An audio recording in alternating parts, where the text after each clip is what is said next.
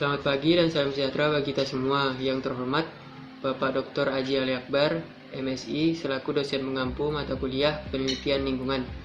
Perkenalkan, nama saya Maiko Febriano Riki, NIM D1051171008. Saya akan mempresentasikan proposal penelitian saya yang berjudul IMTAI, Identifikasi Sampah Pantai atau Marine Beach di Pantai Maya, Karimata, Pulau Maya, Kabupaten Kayong Utara. Permasalahan yang melatar belakangi saya mengambil judul tersebut yaitu ada 3, pesisir, sampah laut, dan sampah pesisir. Seperti yang kita ketahui, pesisir merupakan daerah potensial di Indonesia. Daerah tersebut merupakan peralihan antara daratan dan lautan. Wilayah Indonesia 2/3-nya berupa laut dan menyimpan sumber daya alam hayati dan non-hayati yang melimpah. Relief Indonesia yang sangat kaya akan pulau menjadikan Indonesia memiliki garis pantai yang panjang, melebihi 99.000 km. Namun, di beberapa tempat, baik laut maupun pantai, kondisinya begitu memprihatinkan, dan apabila diabaikan, maka berbagai jasa ekosistem pesisir dan laut akan terus menurun. Salah satu ancaman serius adalah sampah. Sampah tersebut berasal dari berbagai aktivitas antropogenik dan berbagai penggunaan lahan. Bertonton sampah bisa diangkut dalam satu kegiatan yang disebut bersih-bersih pantai. Sampah yang dominan yaitu puntung rokok, berbagai jenis plastik kaca, karet, dan berbagai jenis botol, termasuk kemasan makanan, kayu, tekstil, maupun logam. Sampah-sampah tersebut juga bisa mengapung di laut, terjerat di dasar laut, maupun tersebar di pantai. Sampah di ekosistem pesisir dan laut tidak saja menjadi ancaman langsung bagi biota ekosistem tersebut, tapi juga menurunkan kualitas perairan yang dapat berujung pada menurunnya status lingkungan hidup dan kesejahteraan masyarakat. Berdasarkan permasalahan tersebut, maka perlu dilakukan identifikasi komposisi sampah di laut di Pantai Maya, Karimata, Kabupaten Kayong Utara, guna mengumpulkan data persebaran dari sampah laut yang ada di Pantai Maya tersebut.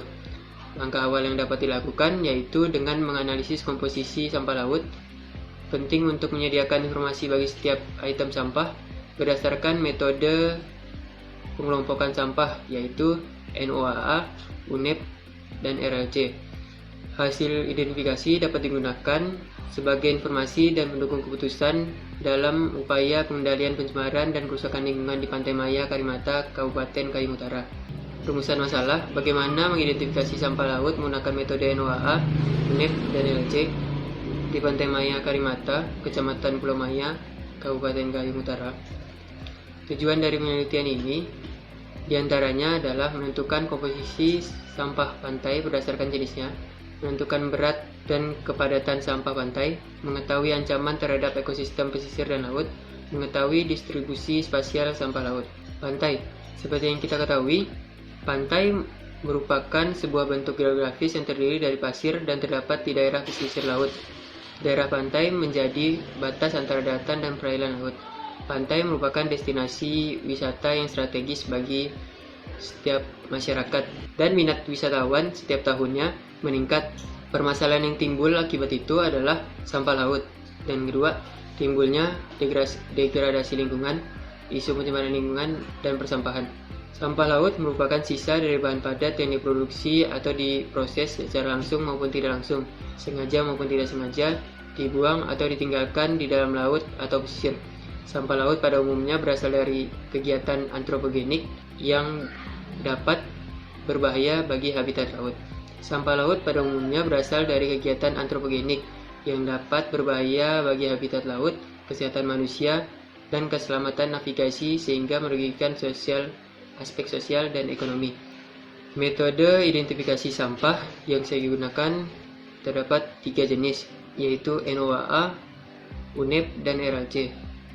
NOAA merupakan pengamatan sampah dilakukan dengan modifikasi metode Shoreline Survey Methodology berdasarkan National Oceanic and Atmospheric Administration atau NOAA. Klasifikasi NOAA terdiri dari sampah plastik, logam atau metal, karet, kaca, kayu, dan lain-lain. Dan RLC merupakan Remote Location Class. Remote Location class ini mengidentifikasi sampah berdasarkan sampah yang tergolong dari asal kegiatannya. Dan UNEP merupakan United Nations Environment Program.